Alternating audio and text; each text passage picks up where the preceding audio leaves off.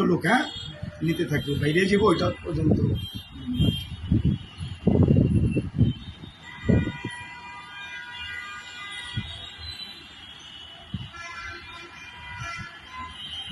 Medical আমার wife টাকা উঠেছি তারা দেখছি নামাজ পড়তে গেছি আজকে আজকে হুকুম আজকে কি আতরফটা করেছি বড় ভাই? মানে আপনার ভিতরে কষ্ট কষ্ট বুঝলেন আচ্ছা আচ্ছা, এই দেন এই যে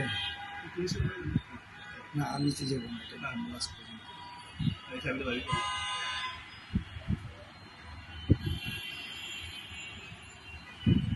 টাইমটা দেখছেন ওই যে 18টা 46, মানে 7:30।